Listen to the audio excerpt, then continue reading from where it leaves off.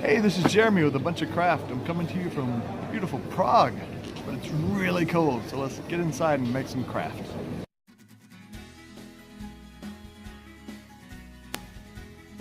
Hey, so like I mentioned, we're in Prague for the week. Loving it, beautiful here.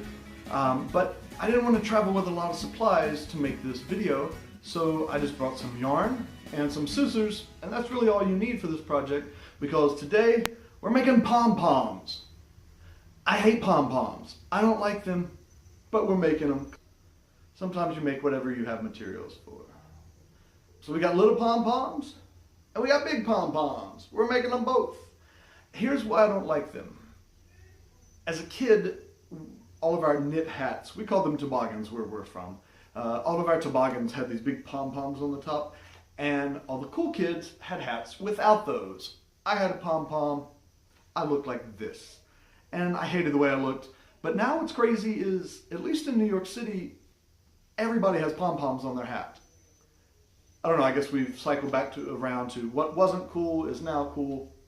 But today, we're gonna make something that's cool again, I guess. Pom-pom. All right, we're working on pom-poms. What you need: yarn, scissors. We want good sharp scissors. And a fork. That's right, a fork. Now, preferably what you would want is a fork that has very long slots. Unfortunately, this one doesn't. It has a very big bowl for some reason. Thank you, IKEA, for giving me stuff I didn't need on a fork. But it has very short slots, which means that the slots are our working area, and the longer you have, the better the more working area you have. So the shorter the slots, the less working area you have, and that creates a problem when creating pom-poms,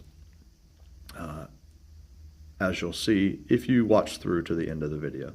So first off, what you want to do, take a piece of yarn. I'm gonna go about a foot here, it doesn't matter. This is all going to be trimmed away eventually. You want to take this piece and drop it down in between your two center tines like that. So I've got it like that.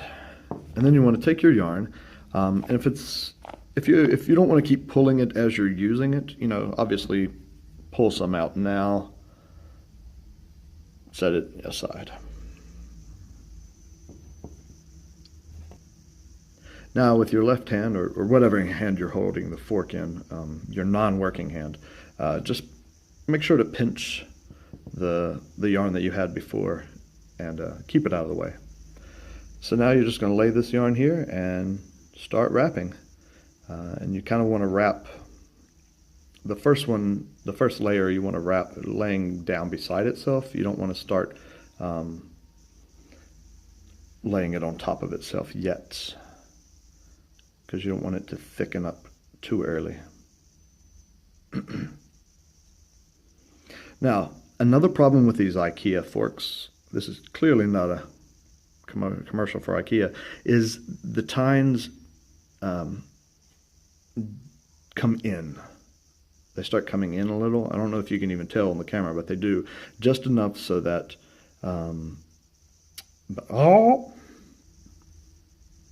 just enough so that the yarn wants to slide off on its own, unfortunately, because they kind of taper in.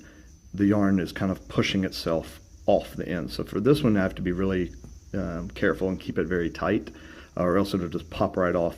It also means I can't go close to the edge really at all, because it already wants to fall off, and so I have to fight that tendency for this fork. But again, I'm at a Airbnb in Prague, so this is the fork they had. We were at a really nice Italian restaurant yesterday. Yeah, really nice Italian in Prague. And they had these forks that were very deep. The slots were very deep, and the tines went straight. And did I think about taking one of them for this project? Yes, I did. But did I do it? Nope. So here you go. Now you're just wrapping away.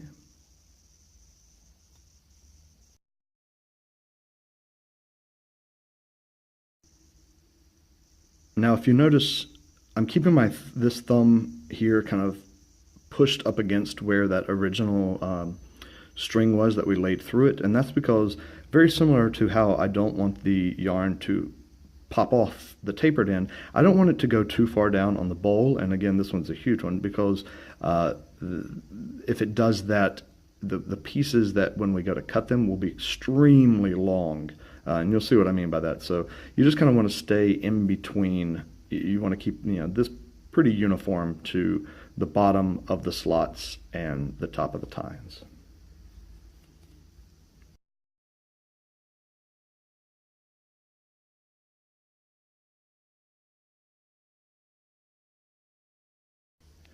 There we go. We got a nice little meatball on there. And we're just going to hold it, cut this piece, finish wrapping that one around the front. Now we got these, again, the two pieces that we cut earlier. Go away.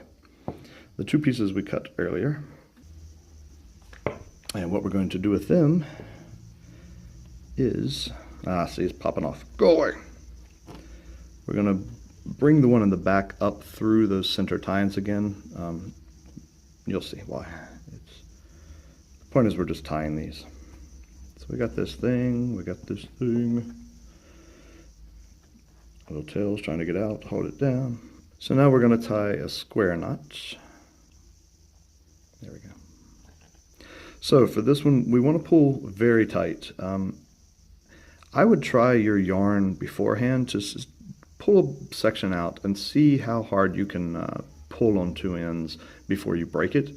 Some yarn breaks very easily, and you kind of want to know that going into it. So I'm just going to pull this very tight, as tight as I can get it without feeling like I'm about to break it.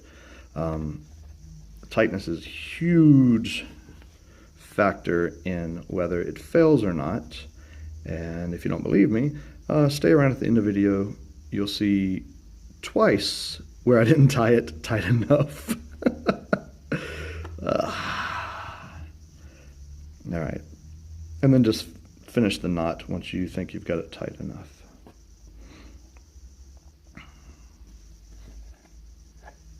So got it very tight. Little meatball, spaghetti, nom nom nom nom. And all right, just slide it off. You're going to take your sharp scissors. Why sharp?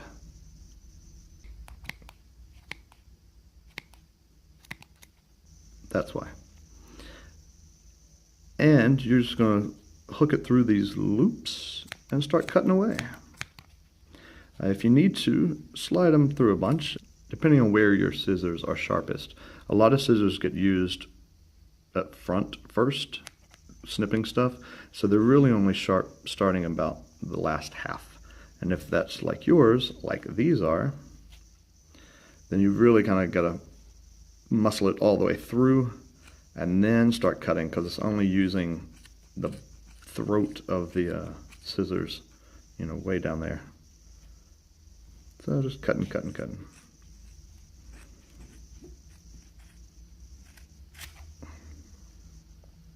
And you want to get all the little loops, being very careful to not cut the string that you use to tie it with, or else the whole thing just pops open.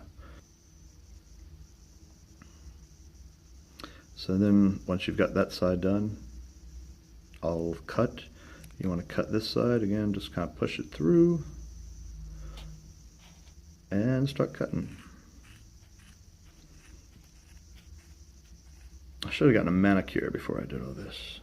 They did have the little Thai massage places where you can get fish to chew on your feet, which I find ironic because I'm allergic to fish, so I can't eat fish, but I could have fish eat me. Yeah. So finished all the little loops. Again, being very careful. You know what? I almost cut through it. Right as I was saying be very careful, I saw where my scissors were. Maybe come from this side. Now, this is a crappy pom-pom. Why? Because it's flat. Poof. It looks silly. So what we're going to do is just, I got to still a few little loops. If you lose any, if they start coming out, it's, again, unfortunately, only because you didn't tie it tight enough. But yeah, so now we're just going to take this. We're done with the tails, so you can kind of, as you're trimming around, trim those off too. So we're just trimming and making it circular, spherical.